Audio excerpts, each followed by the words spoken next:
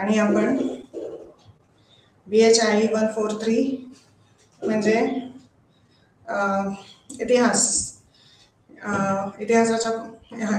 या विषयावर चर्चा करत आहोत.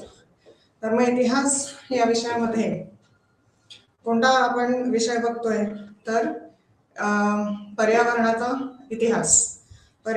इतिहास आणि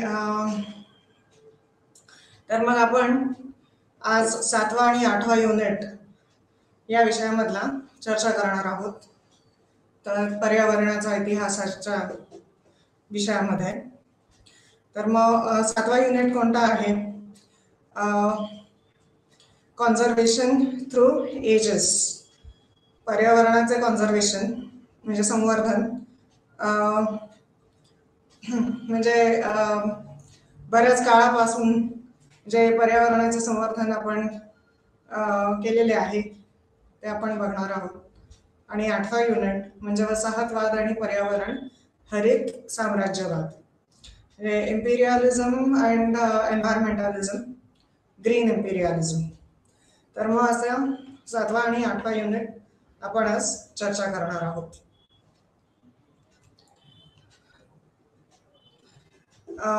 7वा युनिट म्हणजे कोणता तर वयोगटातील संरक्षण, कॉन्झर्वेशन थ्रू द एजेस. या ग्रहावरील प्रत्येक गोष्टीच्या शाश्वततेसाठी पर्यावरणाचं संवर्धन आणि संरक्षण महत्त्वपूर्ण आहे. ते मानव असोत किंवा वनस्पती आणि प्राणी असोत, हे मानव, वनस्पती किंवा प्राणी असोत. ऐतिहासिक काळात पर्यावरण आणि त्याचं संवर्धन याच्यामध्ये बदल झालेले आहेत ऐतिहासिक काळापासून. तर संवर्धनाच्या इतिहासाची रूपरेषा देखील भारत आणि पश्चिम मध्ये रेखाटण्यात आली होती. आमच्या औपनिवेशिक मास्टर्सनी आमच्या परिसंस्थेवर परिणाम केलेला आहे. वसाहतोत्तर सरकारे संरक्षण आणि निसर्गाच्या जीर्णोद्धाराच्या प्रश्नावर सध्याच्या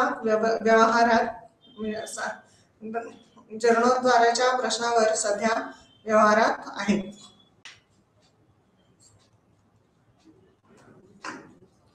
मग स्वर्कर सेर्लिन यांनी नमूद केल्याप्रमाणे संवर्धन हा पर्यावरणीय इतिहासाचा कार्यकर्ता शाखा आहे. कॉन्झर्वेशन हे पर्यावरणीय इतिहासाच्या इतिहासाची कार्यकर्ता शाखा आहे.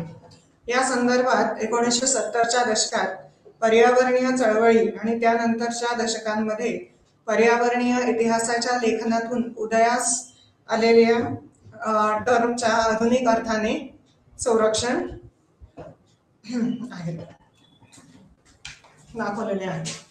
माधव गाडगे आणि रामचंद्र गुहा यांसारख्या भारतीय विद्वानांनी लिहिलेल्या सुरुवातीच्या पर्यावरणीय इतिहासावर भर दिला. तर त्यांनी काय भर दिला आहे? शाही अजेंडाद्वारे मोठे परिवर्तन घडवून आणले. शाही अजेंडाद्वारे म्हणजे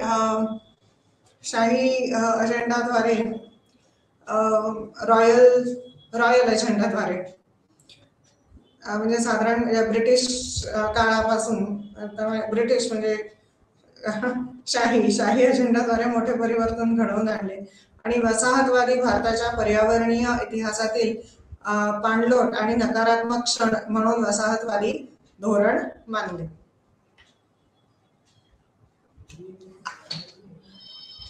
मग नैसर्गिक संसाधने, विशेषतः जंगले आणि लाकूड यांच्या व्यावसायिक आणि शोषणात्मक वापरासाठी वसाहती राज्याला दोषी ठरवण्यात आले. वसाहत म्हणजे कॉलोनियलिझम. महेश रंगराजन आणि रामचंद्र गुहा यांनी असा युक्तिवाद केला की ब्रिटिशांनी झाडे कापली. ती कशासाठी? तर ते रस्ते घालण्यासाठी किंवा रस्ते बांधण्यासाठी, जहाजे बांधण्यासाठी आणि रेल्वे स्लीपर बांधण्यासाठी किंवा रेल्वेमध्ये त्याचा वापर करण्यासाठी. यांचा परिणाम ब्रिटिश भारतातील विविध भागांमध्ये मोठ्या प्रमाणात, म्हणजे याचा परिणाम काय झाला तर ब्रिटिश भारतातील ब्रिटिशांची वसाहत होती भारतावर आणि ब्रिटिश भारतातील म्हणून मग ब्रिटिश भारतातील विविध भागांमध्ये मोठ्या प्रमाणात जंगलतोड झाली. जंगलांवर लक्ष केंद्रित करणे आणि वनीकरण देखील चिपको आणि इतर पर्यावरणीय हालचालींशी निगडीत होते. परंतु हळूहळू दक्षिण आशियाई बायोम्सच्या विविधतेने पर्यावरणीय मार्गांचे जटिल मोझाईक दर्शविले. परंतु हळूहळू दक्षिण आशियाई बायोम्सच्या विविधतेने पर्यावरणीय मार्गांचे जटिल मोझाईक दर्शवले. तर बायोम्स म्हणजे काय? म्हणजे आता पृथ्वीचे जर का आपण लेयर्स बघितले किंवा वेगवेगळ्या टप्पे बघितले आकाशाकडे बघताना, तर ते म्हणजे बायोस्फिअर हे एक आहे. आणि बायोस्फिअर म्हणजे काय? तर जीव आणि अजीव घटकांमधील संपर्क आणि त्या संपर्कातून निघालेली ऊर्जा. तर या संपर्कातून पर्यावरणाला मिळालेली ऊर्जा ते म्हणजे बायोस्फिअर आहे. आणि बायोम्सचा म्हणजे परंतु हळूहळू दक्षिण आशियाई बायोम्सचा म्हणजे पृथ्वीवर दक्षिण आशियाई भागामध्ये जिथे जिथे म्हणजे जीव आणि अजीव यांचा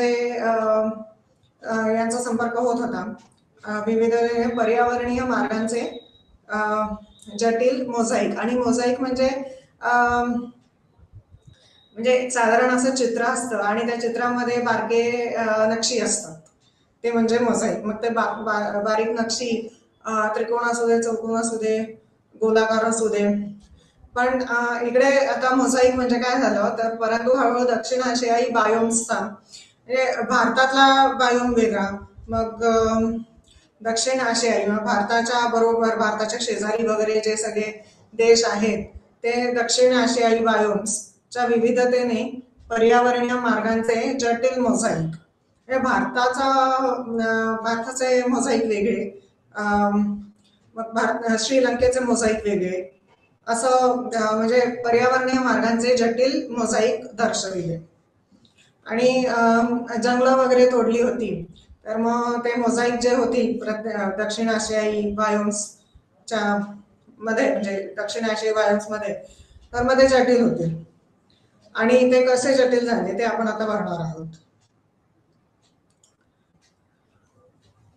तर हरित साम्राज्यवादाने हे मान्य केले की वसाहतवादाने चिन्हांकित केले आणि स्केलचे परिवर्तन केले आणि वैज्ञानिक संवर्धनाच्या नवीन पद्धती आणल्या.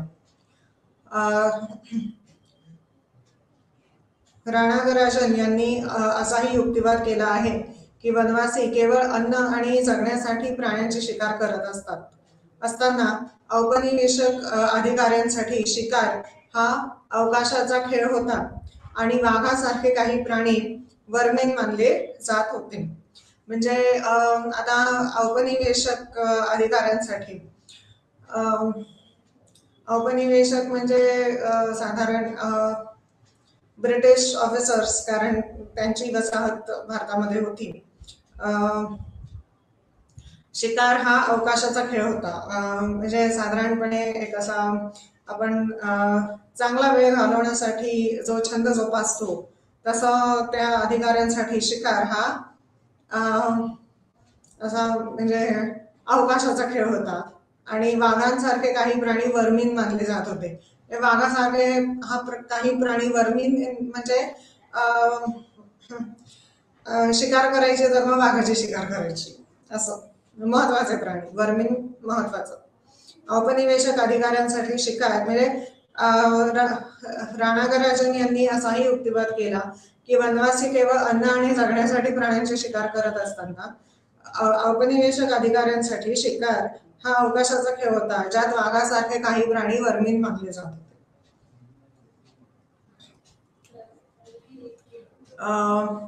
मग 19व्या आणि 20व्या शतकाच्या सुरुवातीस भारतात शिकार आणि संवर्धन हे ब्रिटिश वसाहतीच्या अर्थव्यवस्थेच्या आवश्यक अर्थव्यवस्थेचा आवश्यक भाग म्हणून हातात हात घालून गेले. म्हणजे काय तर मग अर्थव्यवस्थेच्या म्हणजे शिकार आणि संवर्धन, हंटिंग आणि कॉन्झर्वेशन. तर शिकार आणि संवर्धन हे ब्रिटिश वसाहतीच्या अर्थव्यवस्थेचा आवश्यक भाग म्हणून हातात हात घालून गेले. ते तत्कालीन गव्हर्नर म्हणजे तत्कालीन गव्हर्नर जेव्हा लॉर्ड नेपियर होते त्यांना ज्यांना 1877 मध्ये निलगिरी गेम असोसिएशनची स्थापना पाहण्यात रस होता. निलगिरी गेम असोसिएशन ची स्थापना झाली आणि ते लॉर्ड नेपियर जेव्हा गव्हर्नर होते तेव्हा झाली 1877 मध्ये. निलगिरी खेळ आणि मासे संरक्षण कायदा 2 च्या 1879च्या अनुवर्ती कायद्याचे पासिंग झाले. म्हणजे हा कायदा स्थापित केला. निलगिरी खेळ आणि मासे संरक्षण कायदा 2 1879च्या अनुवर्ती कायद्याचे स्थापना झाली. कायद्याने बंद हंगामाच्या स्थापनेसाठी विशिष्ट प्रकारचे खेळ प्राणी आणि पक्ष्यांचे शूटिंग रोखण्यासाठी किंवा शूटिंग म्हणजे शिकार रोखण्यासाठी आणि मासेमारीच्या परवान्यांचे नियमन करण्यासाठी नवीन नियम दिले आहेत. याशिवाय गेमच्या तरतुदींचे उल्लंघन केल्याबद्दल दंड ठोठावला आहे. कशामध्ये तर मध्ये 1879 निलगिरी खेळ आणि मासे संरक्षण कायदा 2 याच्यामध्ये. त्याच वर्षी passing of elephant preservation act, हत्तीचे संरक्षण केले पाहिजे हा कायदा हा संवर्धन क्षेत्रात वसाहती सरकारने केलेल्या कायद्यांच्या मालिकेतील पहिला होता. मग 1887च्या वन्य पक्षी संरक्षण कायदा आणि वन्य पक्षी आणि प्राणी संरक्षण कायदा 1912 द्वारे त्याचे पालन केले गेले. हत्तींचे पण संरक्षण केले पाहिजे. पहिल्यांदा निलगिरी आणि मासेमारी, मग हत्ती आणि मग आता पक्षी, असे हळूहळू कायदे येत गेले संरक्षणासाठी. मग बंद आणि खुल्या शिकार हंगाम लादण्यात ते अत्यंत प्रभावी होते. तसेच शिकार करण्यासाठी परवाना अनिवार्य करण्यात आला की ते ब्रिटिश भारतात कार्यक्षम झाले. एरिक स्ट्रॉहॉर्न ने संवर्धनाचे नवीन युग म्हणून तरतुदीचे वर्णन केले आहे.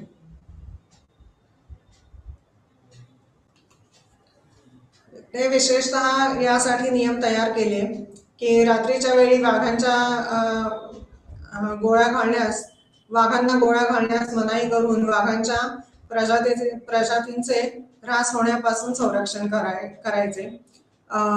संकटग्रस्त वन्य प्राण्यांचे हंगामाचे निरीक्षण करणे. संकटग्रस्त म्हणजे जे त्यांची प्रजा संपत आलेली आहे म्हणजे ते संकटग्रस्त प्राणी. संकटग्रस्त वन्य प्राण्यांचे हंगामाचे निरीक्षण करणे. गेमच्या सामानावर निर्बंध लादणे. करिश्माई पक्षी आणि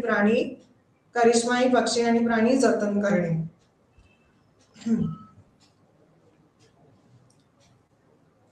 तर मग वाघांचे संरक्षण, मग संकटग्रस्त वन्य प्राण्यांचे संरक्षण आणि करिश्माई पक्षी आणि प्राणी जतन करणे. बंगाल गेंडा संरक्षण कायदा 1932 मध्ये दुर्मिळ एक शिंगे असलेल्या गेंड्याच्या प्रजातींच्या संरक्षणासाठी परित करण्यात आला. म्हणजे वाघ झाले, हत्ती झाले, मग मासे झाले, संकटग्रस्त वन्य प्राणी आणि करिश्माई पक्षी आणि प्राणी आणि पक्षी सुद्धा. आणि मग आता गेंडा. तर मग एक शिंगे असलेल्या गेंड्यांचे प्रजातींच्या संरक्षणासाठी परित करण्यात आला बंगाल गेंडा संरक्षण कायदा 1932 मध्ये. जिम कॉर्बेट जो संयुक्त प्रांतात मानव भक्षण वाघांची शिकार करण्यासाठी प्रसिद्ध होता तो सुप्रसिद्ध संरक्षक बनला. एजन कॉर्बेटचं नाव ऐकलं असेल. हे पुस्तकं पण लिहिलेली आहेत आणि आपण आता बघणार आहोत त्याचं काय कॉन्ट्रीब्युशन आहे. 1933 आणि 1935 दरम्यान संयुक्त प्रांतांचे गव्हर्नर माल्कोम हेली यांच्या मदतीने कुमाऊच्या टेकड्यांमध्ये वन्यजीव अभयारण्य निर्माण करण्यात कॉर्बेटला यश आले. नंतर कॉर्बेटने आपले प्रयत्न केवळ वन्यजीव संरक्षणासाठी वाहून घेतले आणि बंदुकीऐवजी कॅमेऱ्यांसह प्राण्यांवर शूटिंग करण्याची वकिली केली.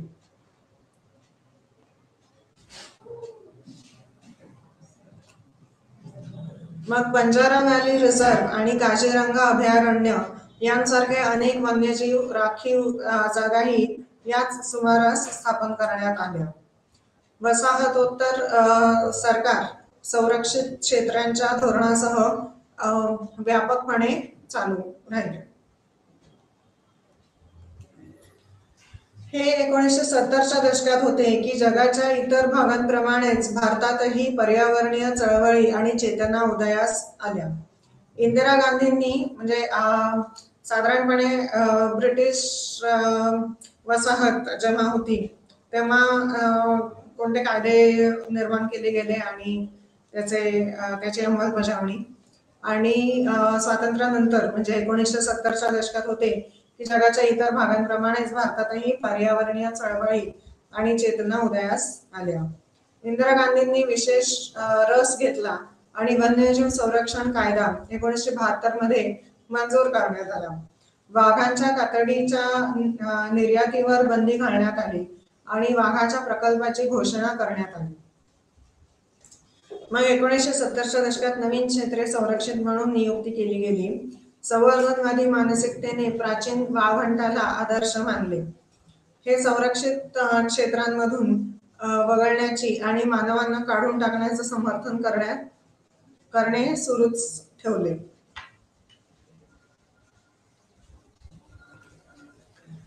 वसाहत काळापासून म्हणजे ब्रिटिशांच्या काळापासून सुरू असलेली ही प्रथा होती.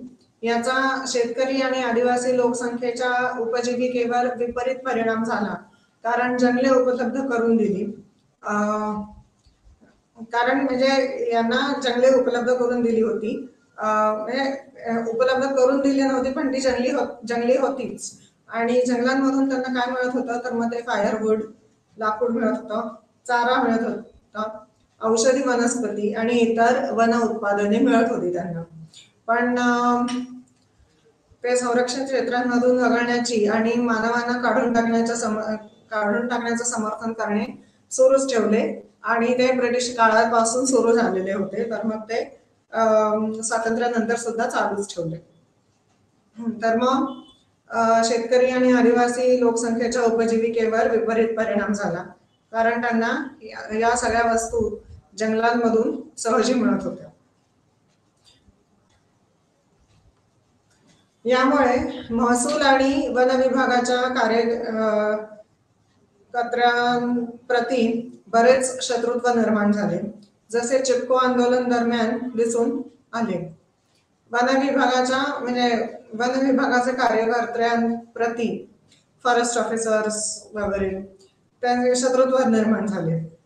मग 1990 हे जग आणि भारतात नव उदारवादी धोरणांचा काळ होता ज्याचा निसर्गाच्या संवर्धनावर खोल परिणाम झाला.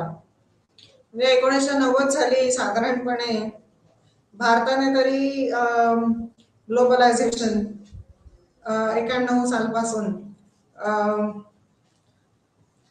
त्याची अंमलबजावणी झाली आणि भारतात नव उदारवादी धोरणांचा काळ होता ज्याचा निसर्गाच्या संवर्धन कॉन्झर्वेशन खोल परिणाम झाला.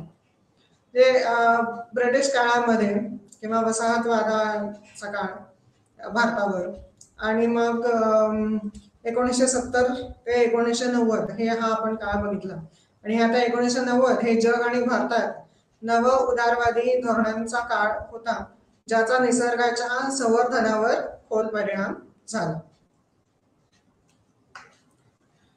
मग ही धोरणे प्रोत्साहन देतात कशासाठी? 1990 सालची किंवा 1990 साल पासूनची नैसर्गिक संसाधने देवाणघेवाण आणि उपभोगासाठी भांडवली बाजारांची निर्मिती, या बाजारांमधील किंवा मार्केटमधील संसाधन नियंत्रणाचे खासगीकरण, संसाधनांचे कमोडिफिकेशन, जेणेकरून त्यांचा बाजारामध्ये व्यापार करता येईल, बाजारातील व्यवहारातून थेट सरकारी हस्तक्षेप मागे घेणे, NGO म्हणून स्थानिक प्राधिकरणे आणि राज्योत्तर अभियंत्यांना संसाधन शासनाचे विकेंद्रीकरण. तर मग अशा प्रकारे 1990 हे नव उदारवादी धोरणांचा काळ होता आणि हे सगळे या सगळ्यांना प्रोत्साहन होते. मग पूर्व आफ्रिकेच्या मसाईने पशुधन पाळण्याचा सराव केला, ज्यामुळे त्यांना त्यांच्या अर्ध जन्मभूमीत मेगाफॉना बरोबर एकत्र राहण्याची परवानगी मिळाली. मेगाफॉना बरोबर म्हणजे त्या जागेतील प्राणी जे होते त्यांना अर्ध जन्मभूमीत मेगाफॉना बरोबर एकत्र राहण्याची परवानगी मिळाली. पूर्व आफ्रिका मसाईने पशुधन पाळण्याचा सराव केला, ज्यामुळे त्यांना त्यांच्या अर्ध जन्मभूमीत फॉना म्हणजे प्राणी, मेगाफॉना बरोबर एकत्र राहण्याची परवानगी मिळाली. येलोस्टोन नॅशनल पार्कच्या सुरुवातीच्या वर्षांमध्ये अमेरिकन भारतीयांना वनस्पती आणि औषधी वनस्पती गोळा करण्याची परवानगी देण्यात आली होती, परंतु अखेरीस प्रवेश नाकारण्यात आला. इकॉलॉजी हा शब्द प्रथम जर्मन प्राणीशास्त्रज्ञ अर्न्स्ट हॅकेल यांनी वापरला होता. मग international union for conservation of nature IUCN, international union for conservation of nature, संवर्धन, इंटरनॅशनल युनियन फॉर संवर्धन ऑफ म्हणजे निसर्गाचं संवर्धन ची स्थापना संपूर्ण जगाच्या जैविक पर्यावरणाचे रक्षण करण्याच्या उद्देशाने करण्यात आली. 1980च्या दशकात शाश्वत विकास आणि जैवविविधता संवर्धन या दोन्ही अटी जगभर संवर्धन धोरणाचा अविभाज्य भाग बनल्या. शाश्वत विकास आणि जैवविविधता म्हणजे सस्टेनेबल डेव्हलपमेंट आणि बायोडायव्हर्सिटी. 1980च्या दशकात शाश्वत विकास, सस्टेनेबल डेव्हलपमेंट आणि जैवविविधता बायोडायव्हर्सिटी संवर्धन या दोन्ही अटी जगभर संवर्धन धोरणाचा अविभाज्य भाग बनल्या. संवर्धन कॉन्झर्वेशन धोरणाचा अविभाज्य वेगानं करता येणारे अविभाज्य भाग बनल्या. सस्टेनेबल डेव्हलपमेंट आणि बायोडायव्हर्सिटी वर्ल्ड वाईड कॉन्झर्वेशन धोरणाचा अविभाज्य भाग बनल्या.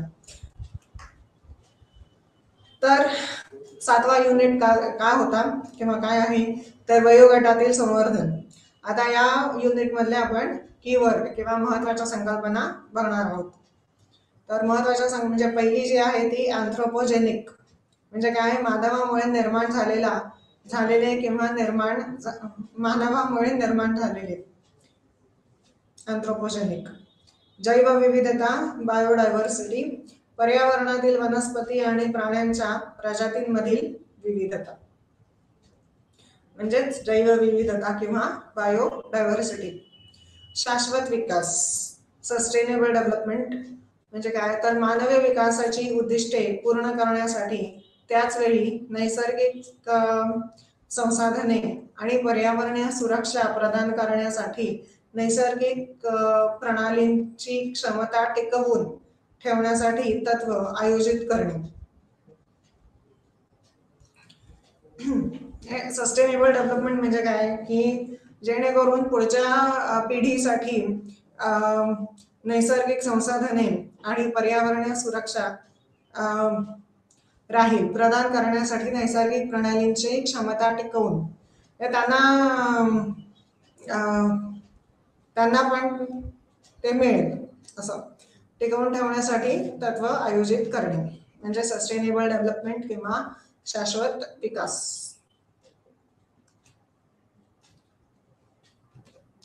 तर मग हा म्हणजे 7वा युनिट झाला.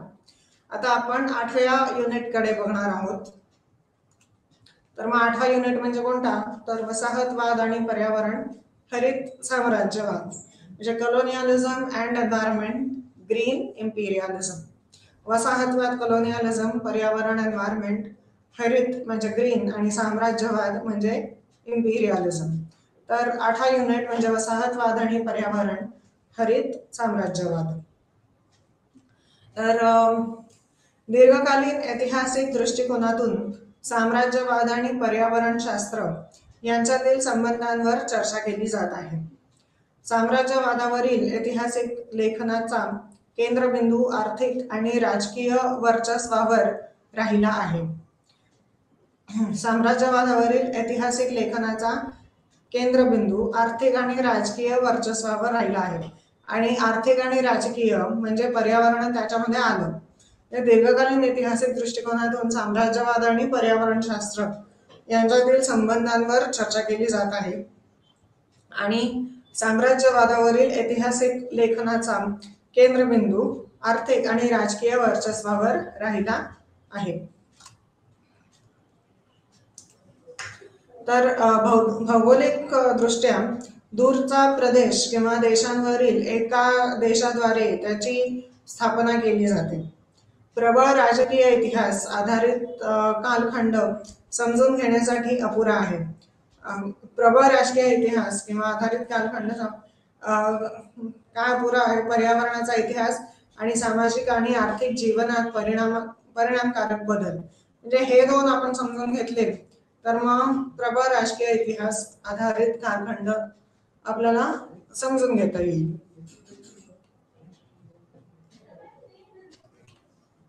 त्याचप्रमाणे इतिहास लिहिण्यासाठी नेशन स्टेटचा प्राथमिक भौगोलिक स्केल म्हणून विचार करणे देखील वसाहतवादाचा सामाजिक पर्यावरण शास्त्रीय इतिहास लिहिण्यास मर्यादित घटक आहे. अल्फ्रेड क्रॉस्बी आणि रिचर्ड ग्रोव्ह सारख्या इतिहासकारांनी पर्यावरणीय साम्राज्यवादाच्या क्षेत्रात महत्वपूर्ण हस्तक्षेप केला आहे. त्यात त्यांनी आशिया, आफ्रिका आणि लॅटिन अमेरिकेतील पूर्वीच्या वसाहतींच्या शाही भूतकाळातील ऐतिहासिक अभ्यासाचे स्वरूप बदलले. त्यांनी असा युक्तिवाद केला की जगावरील पाश्चात्य वर्चस्वाचा 500 वर्षांच्या इतिहासाचा हा केवळ राजकीय आणि लष्करी वर्चस्व नव्हता, तर तो पर्यावरणीय पण होता. राजकीय आणि लष्करी म्हणजे मग पर्यावरणीय आला वर्चस्व. पण ते पर्यावरणीय वर्चस्वाच्या पद्धतशीर विस्तारही होता. म्हणजे त्यांनी असा युक्तिवाद केला क्रॉस्बी आणि रिचर्ड ग्रोव्ह असा युक्तिवाद केला की जगावरील पाश्चात्य वर्चस्वाचा 500 वर्षांचा इतिहास हा केवळ राजकीय आणि लष्करी वर्चस्व नव्हता, पण तो पर्यावरणीय वर्चस्वाचा पद्धतशीर विस्तारही होता.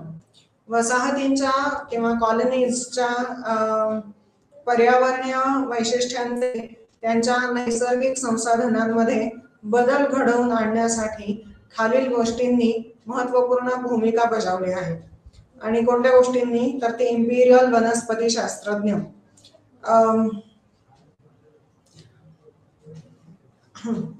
इम्पिरियल बोटॅनिस्ट आणि मग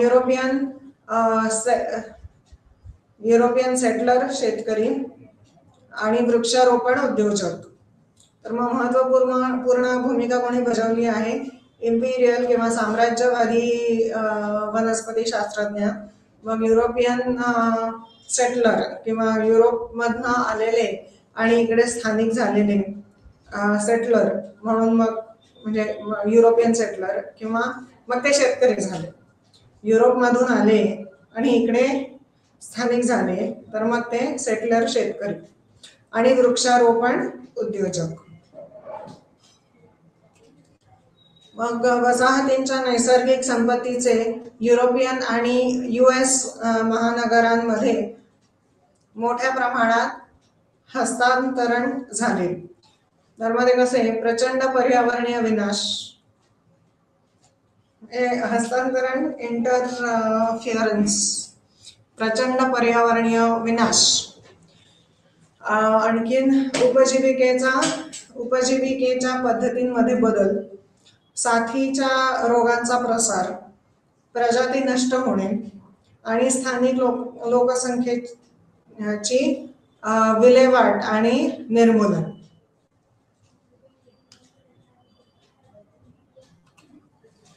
पर्यावरणीय साम्राज्यवादाची संकल्पना समजून घेण्यासाठी आणि मूल्यांकन करण्यासाठी एक ऐतिहासिक दृष्टिकोन देईल.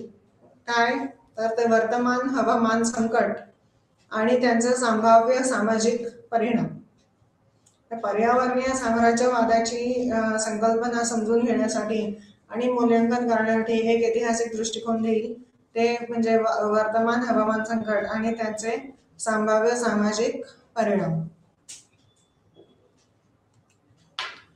पर्यावरणीय कार्यकर्ते आणि शास्त्रज्ञांनी असा युक्तिवाद केला की औद्योगिक उत्पादनासाठी नैसर्गिक संसाधनांचा अमर्याद विनियोग हळूहळू यात योगदान दिले. पर्यावरणीय कार्यकर्ते आणि शास्त्रज्ञांनी असा युक्तिवाद केला की औद्योगिक उत्पादनासाठी नैसर्गिक संसाधनांचा अमर्याद विनियोग हळूहळू यात योगदान दिले. काय? तर जागतिक तापमान वाढीचा वेग, ग्लोबल वॉर्मिंग आणि त्याचा वेग, आणि महासागर आम्लीकरण, ऍसिडिफिकेशन ऑफ ओशन्स, महासागर आम्लीकरण, वायू प्रदूषण, एअर पोल्युशन आणि सुपीक लँडस्केपचे वाळवंट. म्हणजे सुपीक जमीन होती, ती सुपीक जमीन मग वाळवंटामध्ये बदलली असं. तर पर्यावरणीय कार्यकर्ते आणि शास्त्रज्ञांनी असा युक्तिवाद केला की औद्योगिक उत्पादनासाठी नैसर्गिक संसाधनांचा अमर्याद विनियोग हळूहळू यात योगदान दिले. जागतिक तापमान वाढीचा वेग, महासागर आम्लीकरण, वायू प्रदूषण आणि सुपीक लँडस्केप किंवा सुपीक जमिनीचे वाळवंट. शाश्वत आणि पर्यावरण अनुकूल भविष्यासाठी सरकारी धोरणे आणि कार्यक्रमांना पर्यावरणीय ऱ्हासामुळे उद्भवणाऱ्या सामाजिक समस्यांचे सखोल ज्ञान आवश्यक आहे.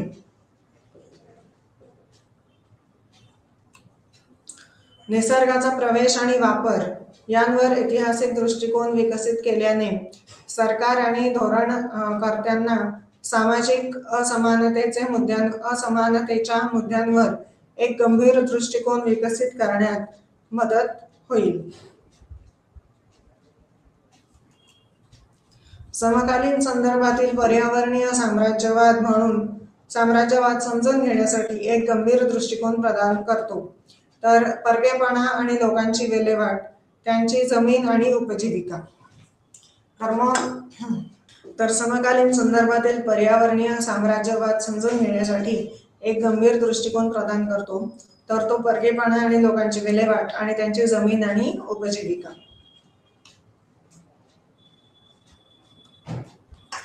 क्रॉस्बीने असा युक्तिवाद केला की युरोपियन स्थायिक लोक वसाहतींच्या सामाजिक आणि आर्थिक संबंधांमध्ये बदललेल्या नवीन जगाच्या बायोस्फिअर मध्ये हस्तक्षेप करतात.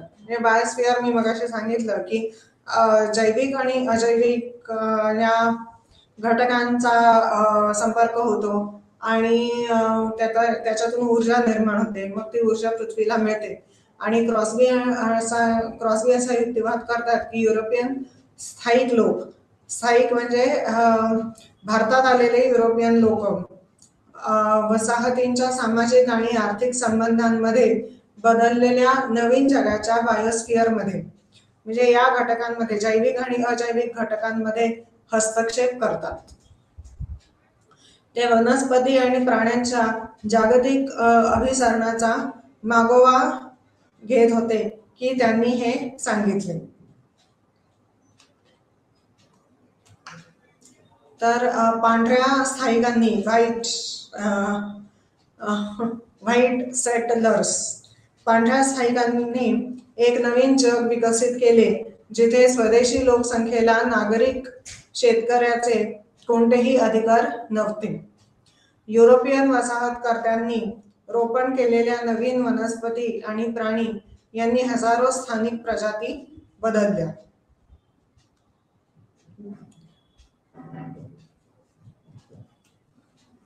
उदाहरणार्थ वसाहती लागवड करणाऱ्या वनस्पतींनी जंगली शुक आणि हत्ती नष्ट केले कारण त्यांनी लागवड केलेल्या वनस्पतींचा नाश केला. शुक आणि हत्ती यांनी वसाहती म्हणजे लागवड केलेल्या शेतांचा नाश केला म्हणून वसाहतींनी शुक आणि हत्ती यांना नष्ट केले. शिवाय गोऱ्या स्थायिकांनी शिकार करणे हा एक आवडती अवकाशवेळ क्रियाकलाप मानला.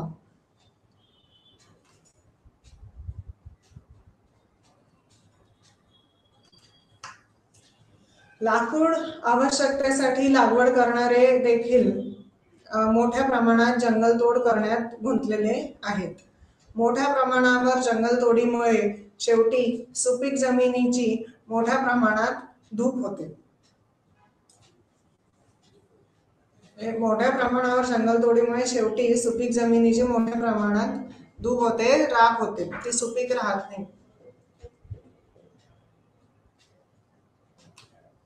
तर डोंगर उतार आणि मैदानी गळाच्या नद्या आणि तलावांमधून समृद्ध वरची माती आणि अशा प्रकारे पाण्याखालील पारिस्थितिक तंत्र प्रभावित. पर्यावरणीय परिवर्तनाच्या या जोडलेल्या आणि भौगोलिक दृष्ट्या विस्तारित प्रक्रियेच्या स्थानिक पर्यावरणीय वैशिष्ट्यांवर आधारित अर्थव्यवस्थेवर मोठा परिणाम झाला. तर पर्यावरणीय परिवर्तनाच्या या जोडलेल्या आणि भौगोलिक दृष्ट्या विस्तारित प्रक्रियेच्या स्थानिक पर्यावरणीय वैशिष्ट्यांवर आधारित अर्थव्यवस्थेवर मोठा परिणाम झाला.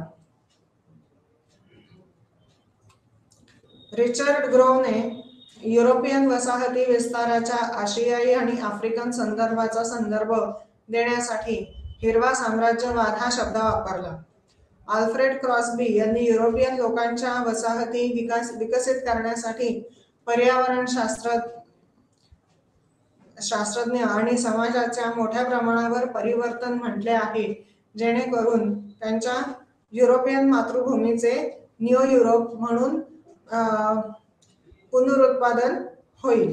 म्हणजे आता ब्रिटिश लोकांनी किंवा पांढऱ्या वसाहतींनी इकडे युरोपियन वनस्पती आणल्या आणि त्याची लागवड केली.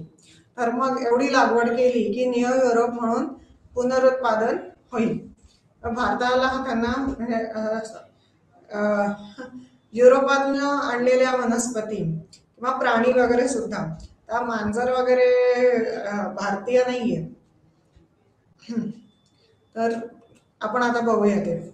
तर विल्यम टर्नर ब्रिटिश वनस्पती शास्त्राचे जनक लंडनच्या क्यू बॉटॅनिकल गार्डन मध्ये वनस्पतींच्या विकासासह प्रयोग केला. हिमालयातील झाडे तोडण्यापासून वाचवण्यासाठी चिपको आंदोलन हे महिला आणि शेतकऱ्यांच्या नेतृत्वाखालील आंदोलन होते. East India company east India कंपनीने चहाची देवाणघेवाण करण्यासाठी चीनला निर्यात करण्यासाठी बंगालमध्ये आफूची लागवडीला प्रोत्साहन दिले. भारतातील वसाहती वन धोरणाने मिश्र जंगलाच्या जागी एकच प्रजाती आणि साल आणि देवदार यांसारख्या व्यावसायिकदृष्ट्या व्यवहार्य झाडे लावण्यास प्रोत्साहन दिले. हे निलगिरी सुद्धा भारतीय नाहीये, ही युरोपातून आलेली. भारतातील वसाहती वन धोरणाने मिश्र जंगलाच्या जागी एकच प्रजाती आणि कोणती प्रजाती साल आणि देवदार यांसारखी व्यावसायिकदृष्ट्या व्यवहार्य झाडे लावण्यास प्रोत्साहन दिले. आणि कदाचित ही झाडे खूप लवकर वाढतात म्हणून पण म्हणजे व्यावहारिक दृष्ट्या किंवा व्यावसायिक दृष्ट्या. आणि आपण आता बघितलं आफू हे व्यवहारी किंवा व्यवहार करण्यासाठी व्यवहारी शेत आहे.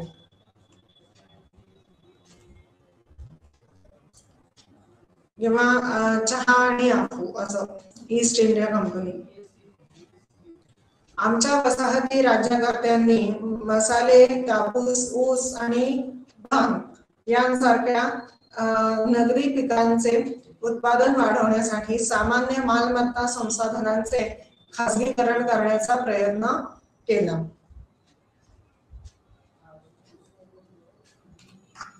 American multinational food crop producing enterprise नावाने युनायटेड फ्रूट कंपनीने अनेक लॅटिन अमेरिकन प्रदेशांना त्याचे खासगी साम्राज्य बनवले. 1960च्या दशकापासून स्वस्त हॅम्बर्गर बीफसाठी अमेरिकन मागणीमुळे मध्य अमेरिकेत जंगलतोड सुरू झाली.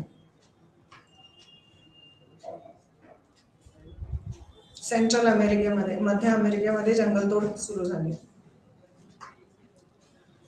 तर हे म्हणजे हिरवे साम्राज्यवाद. आपण आता काय बघितले ते म्हणजे वसाहतवाद आणि पर्यावरण, त्याच्यातले हिरवे साम्राज्यवाद आणि आता त्याच्यातले कीवर्ड किंवा महत्वाच्या संकल्पना आपण बघणार आहोत. तर इम्पिरियल वनस्पतीशास्त्र. तर ब्रिटनच्या साम्राज्याची संपत्ती मोठ्या प्रमाणावर वनस्पतींवर आधारित होती. कापूस आणि टिंबर, मसाले, रंग आणि इंडिगो. त्याच्या वसाहतींमधील प्रवास काही प्रमाणात महत्वाच्या नैसर्गिक संसाधनांचे मॅपिंग आणि नवीन शोधण्याशी संबंधित होते. तर इम्पिरियल वनस्पतीशास्त्र ब्रिटनच्या साम्राज्याची संपत्ती मोठ्या प्रमाणावर वनस्पतींवर आधारित होती. आणि कोणत्या वनस्पतींवर? तर ते कापूस आणि टिंबर किंवा सागवन, मसाले, रंग आणि इंडिगो. त्याच्या वसाहतींमधील प्रवास काही प्रमाणात महत्वाच्या नैसर्गिक संसाधनांचे मॅपिंग, म्हणजे कुठे काय उगवायला पाहिजे मॅपिंग, आणि नवीन शोधाची संबंधित होते. नवीन शोध ह्याच्याशी संबंधित होते. म्हणजे आपण आता तेच बघितलं इम्पिरियल वनस्पतीशास्त्र.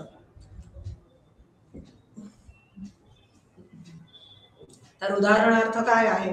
प्रवासी म्हणून आणि नंतर केव्ह बॉटॅनिकल गार्डन. लंडनचे संचालक म्हणून विलियम हुकर यांनी वंशजांच्या संग्राहकांच्या विस्तीर्ण नेटवर्क वर विश्वास ठेवला. वसाहती ही प्रक्रिया किंवा घटना शाही वनस्पतीशास्त्र म्हणून एकत्रित केली जाऊ शकते. हे लंडनमध्ये हे वेगवेगळे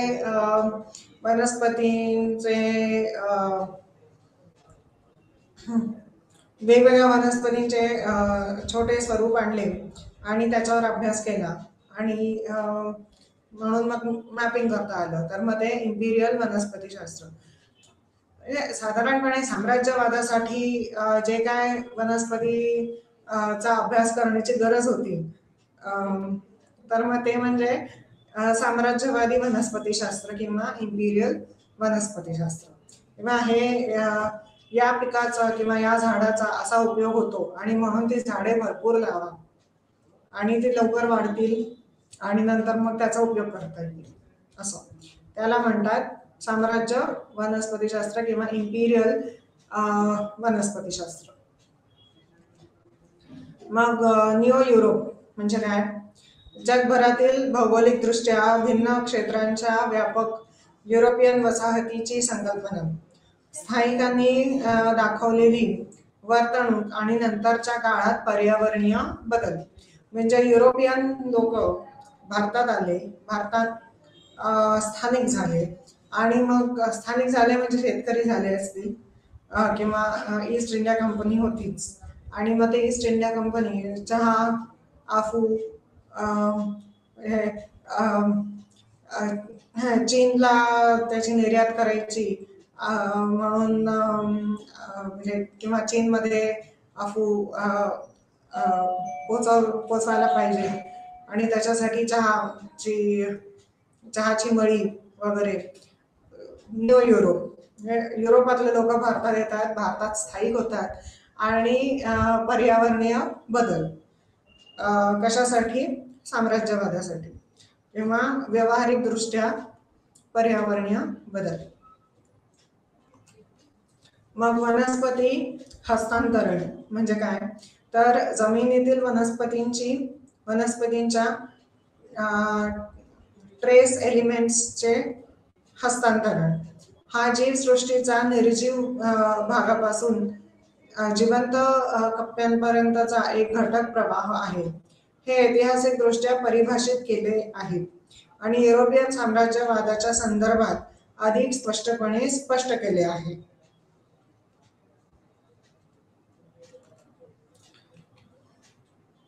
तर मग हे म्हणजे महत्वाच्या संकल्पना होत्या 8व्या युनिटच्या. आणि 8वा युनिट कोणता? तर वसाहतवाद आणि पर्यावरण, हिरवे साम्राज्यवाद.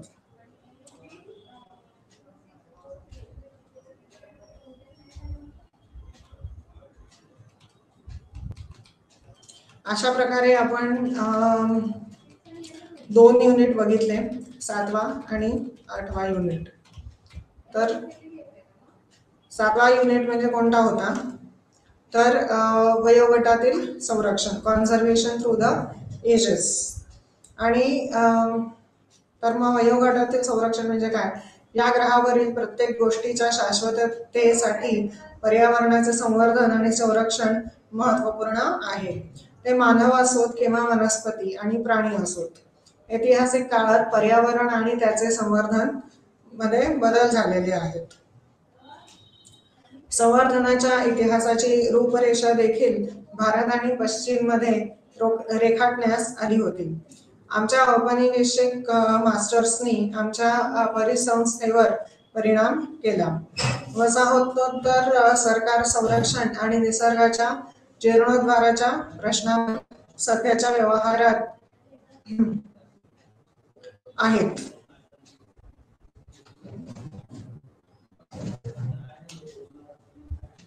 स्वेरकर सेर्लिन यांनी नमूद केल्याप्रमाणे संवर्धन हा पर्यावरणीय इतिहासाचा कार्यकर्ता शाखा आहे. त्या संदर्भात 1970च्या दशकात पर्यावरणीय चळवळी आणि त्यानंतरच्या दशकांमध्ये पर्यावरणीय इतिहासाच्या लेखनातून उदयास आलेल्या टर्मच्या आधुनिक अर्थाने संरक्षण.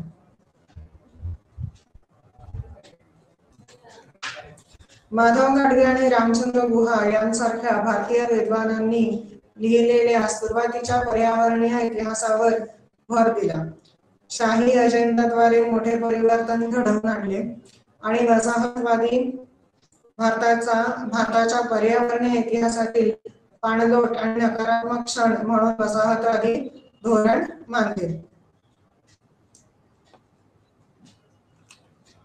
नैसर्गिक संसाधने विशेषतः जंगले आणि लाकूड यांच्या व्यावसायिक आणि शोषणात्मक वापरासाठी वसाहती राज्याला दोषी ठरवण्यात आले. महेश रंगराजन आणि रामचंद्र गुहा यांनी असा युक्तिवाद केला की ब्रिटिशांनी झाडे कापली रस्ते घालण्यासाठी, जहाजे बांधण्यासाठी आणि रेल्वे स्लीपर बांधण्यासाठी. याचा परिणाम ब्रिटिश भारतातील विविध भागांमध्ये मोठ्या प्रमाणात जंगलतोड झाली. जंगलांवर लक्ष केंद्रित करणे आणि वनीकरण देखील चिपको आणि इतर पर्यावरणीय हालचालींशी निगडीत होते.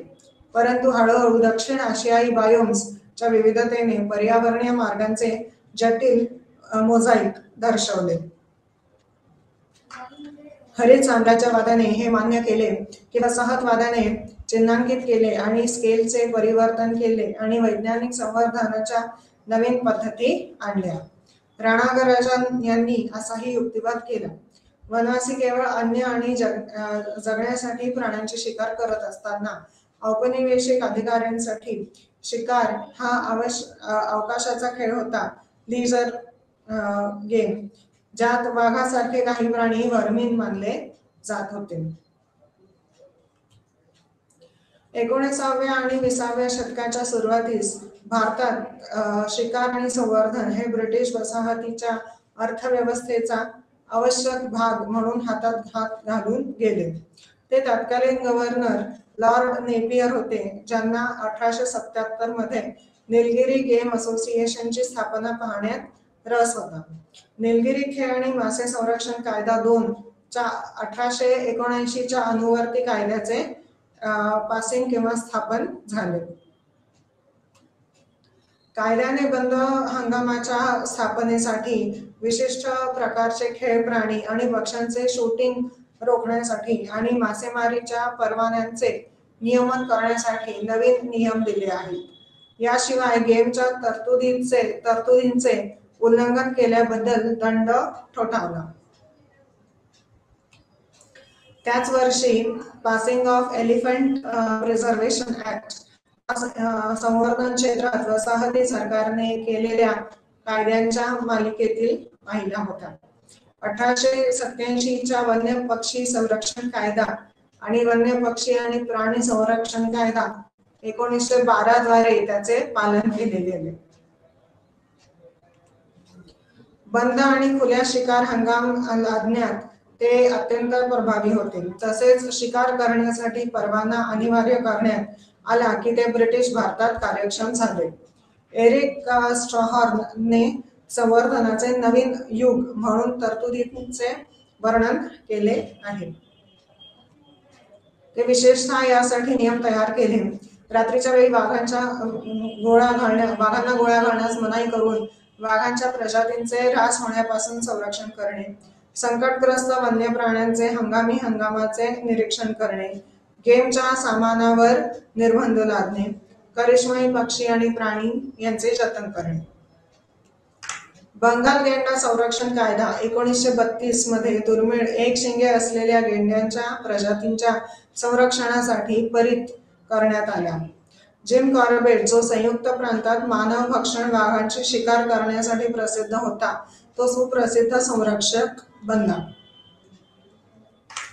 1933 आणि 1935 दरम्यान संयुक्त प्रांतांचे गव्हर्नर माल्कॉम हेली यांच्या मदतीने कुमाऊच्या टेकड्यांमध्ये वन्यजीव अभयारण्य निर्माण करण्यात कॉर्बेटला यश आले. नंतर कॉर्बेटने आपले प्रयत्न केवळ वन्यजीव संरक्षणासाठी वाहून घेतले आणि बंदुकांऐवजी कॅमेऱ्यांसह प्राण्यांवर शूटिंग करण्याची वकिली केली. बंजारा व्हॅली रिझर्व्ह आणि काझीरंगा अभयारण्य यांसारख्या अनेक वन्यजीव राखीव जागाही याच सुमारास स्थापन करण्यात आल्या. वसाहतोत्तर सरकार संरक्षित क्षेत्रांच्या धोरणासह व्यापकपणे चालू राहिले. हे 1970च्या दशकात होते की जगाच्या इतर भागांप्रमाणेच भारतातही पर्यावरणीय चळवळी आणि चेतना उदयास आल्या. इंदिरा गांधींनी विशेषतः रस घेतला आणि वन्यजीव संरक्षण कायदा 1972 मध्ये मंजूर करण्यात आला. वाघांच्या कातडीचे निर्यातीवर बंदी घालण्यात आली आणि वाघांच्या प्रकल्पाची घोषणा करण्यात आली. 1970च्या दशकात नवीन क्षेत्रे संरक्षित म्हणून नियुक्त केली गेली. संवर्धनवादी मानसिकतेने प्राचीन वाळवंटाला आदर्श मानले. ते संरक्षित क्षेत्रांमधून वगळण्याची आणि मानवांना काढून टाकण्याचे समर्थन करणे सुरूच ठेवले. वसाहत काळापासून सुरू असलेली ही प्रथा होती.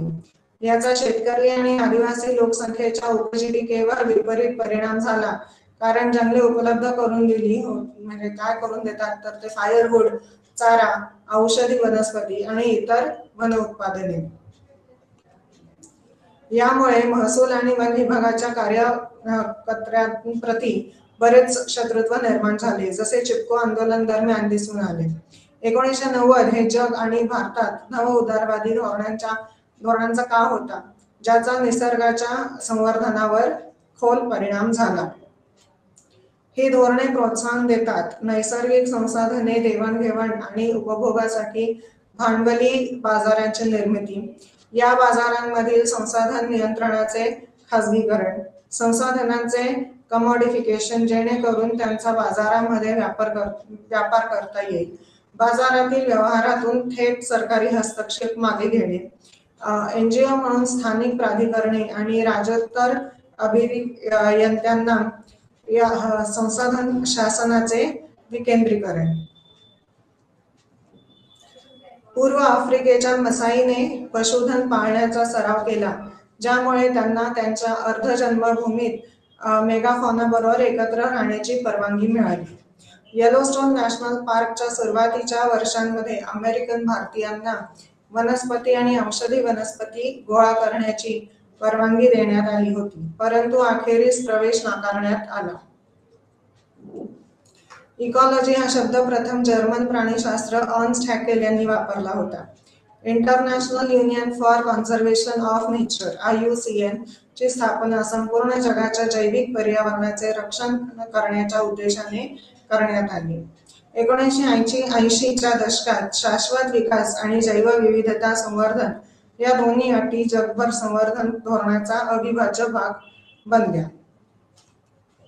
आता कीवर्ड अँथ्रोपोजेनिक म्हणजे मानवामुळे निर्माण झालेले. जैवविविधता पर्यावरणातील वनस्पती आणि प्राण्यांच्या प्रजातींमधील विविधता. शाश्वत विकास मानवी विकासाच्या उद्दिष्टे पूर्ण करण्यासाठी, त्याचवेळी नैसर्गिक संसाधने आणि पर्यावरणीय सुरक्षा प्रदान करण्यासाठी नैसर्गिक प्रणालींची क्षमता टिकवून ठेवण्यासाठी तत्व आयोजित करणे. तर आपण आता 9वा आणि 10वा युनिट पुढच्या भागात चर्चा करूया. धन्यवाद.